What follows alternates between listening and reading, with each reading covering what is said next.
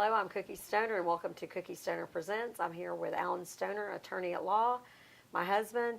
Okay, Alan, we talked a little bit about DACA. I got a little bit passionate about it. I was a little bit concerned about which way we were going on some of this, but this is emotionally charged. That's kind of cliche now, but DACA again, as you said, was the deferred action. Correct? Say what the word term means again. Deferred action for childhood arrivals. And that means that the children were brought over here by their parents who wanted a good life for their families, wanted a good life for them, and these children had, at no fault of their own, were brought over here, correct? Children who were brought over here, people who were brought over here under the age of 16 years of age, who got here before June of 2007 and can prove they've been in the U.S. Consistently through June of 2012 qualified for DACA when the law was passed, when the executive order was issued in the summer of 2012. Okay. And what President Obama said is, if you fit into that category of people, and you also had to finish high school or get a GED as one of the qualifications, that the federal government would not seek to deport you unless you had committed a new crime, a criminal act, so to speak. Okay, well, let's just stop right there because, I said a lot of this stemmed from a lot of what's going on in social media, a post I had made about how it was very, my heart was heavy. It's very upsetting. Is it upsetting to us when we see these people who do come here for a good life or who brought their children here, or these kids who, they have so much promise and they get so excited about being here. They want to go to school. So this has become very personal for us in a lot of ways. Well, for people who are opposed to President Obama's agenda, or opposed to the Democrats, who are probably more right of center, their attitude is that, generally speaking, that these people are lawbreakers. Their parents were lawbreakers, and that they should not be given an opportunity to remain here. So no I'd compassion. like to know what the. Okay, I'm sorry. Go ahead. These people don't. The children who were brought here have been raised in America. They know no other country, and so.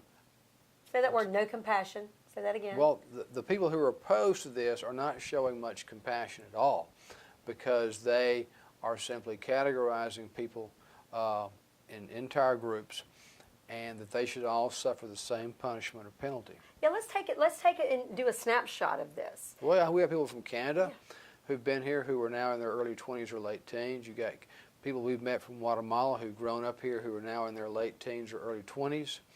And they're just American kids who've been here for many years, and this is all they know. And so the government is going to make them susceptible to being deported. And even if they aren't deported, because Congress, because the American people cannot agree on comprehensive immigration reform, that means nothing's going to happen.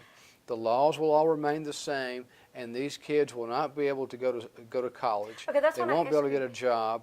And they'll just simply be living in the shadows. Okay, so that's what and tell me, and correct me if I'm ignorant here. I don't mind looking stupid, but when we did have DACA, because as we said, and may be repeating on segment after segment, but I absolutely really don't care, because I'm not trying to change anyone's mind. I'm trying to even still understand. I'd like to look at someone else who is on the other side. I'd like to be able to go, you know what, I see your point, but I don't see their point. Well, the point so DACA is the fact that these young people could get a work permit, they could go to college, if public college or whatever college, they could perhaps get a driver's license, whatever. So they could be here, and they could, even though it wasn't a path, they wouldn't just be in this limbo, inertia, whatever you want to call it. They would be able to be the good citizens that all of the ones I see are being. Also, not only that, we were getting, and now tell me if this is wrong, go ahead and correct me if I'm wrong, immigration was getting legal fees, not legal fees, but getting filing fees. This is still a process. So what I'm saying is you're still having something going besides just people being here just taking up space. You have people who are trying to do a process so they can, if not become legal, they can at least have something, some sort of status while they're here. And even though our government is having to do a lot of work, they're still having to pay their way doing it. Does that make any sense to you at all? You're looking like I'm crazy here. Well, it's just that the issue is so emotional. You're dealing with young people who are here through no fault of their own. You have politicians such as this Iowa congressman who was quoted today that they should all live in the shadows again. They deserve to be there. He's taking a hard line because he wants to come across being tough, but he has no compassion. And, as far as they're concerned, the sins of the parents should be visited upon the children. Some good Old Testament justice as far as they're concerned. And yet you have this large group of people whom the American people do not have the stomach to deport. They won't deport them all. So they're going to be stuck here in this twilight zone. They can't get jobs. They can't go to school to further their education beyond high school. They can't get a driver's license. And this will grow into a disaffected large group of people.